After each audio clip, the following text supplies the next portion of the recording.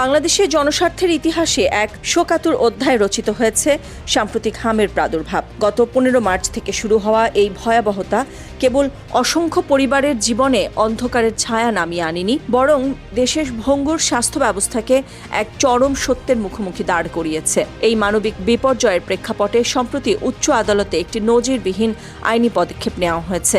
যখন রাষ্ট্র নাগরিকদের মৌলিক সুরক্ষায় ব্যর্থ হয়, তখন বিচার বিভাগই হয়ে ওঠে শেষ আশ্রয়স্থল। কিন্তু এই সংকটের মুখে দাঁড়িয়ে মৌলিক প্রশ্ন, একটি অবহেলার শিকার জীবনের মূল্য কি কেবল টাকায় মাপা সম্ভব? হামে আক্রান্ত হয়ে প্রাণ হারানো 352 শিশুর প্রত্যেক পরিবারকে 2 কোটি টাকা করে ক্ষতিপূরণ দেওয়ার নির্দেশনা চেয়ে হাইকোর্টে একটি রিট পিটিশন দায়ের করা হয়েছে। সুপ্রিম কোর্টের আইনজীবী ব্যারিস্টার হুমায়ুন কবির পল্লব গত 10 মে জনস্বার্থে এই রিটটি দায়ের করেন। পরিসংখ্যানের ভাষায় 350 একটি সংখ্যা হতে পারে, কিন্তু জনস্বাস্থ্য বিশেষজ্ঞের দৃষ্টিতে এটি একটি জাতীয় জরুরি অবস্থা। সর্বশেষ তথ্য অনুযায়ী মাত্র 24 ঘন্টায় হাম ও এর উপসর্গে 9 জন শিশুর মৃত্যু হয়েছে। এত অল্প সময়ে বিপুল সংখ্যক প্রাণহানি প্রমাণ করে মাঠ পর্যায়ে সংক্রমণ নিয়ন্ত্রণে প্রাথমিক স্বাস্থ্য ব্যবস্থা সম্পূর্ণ অকার্যকর হয়ে পড়েছে।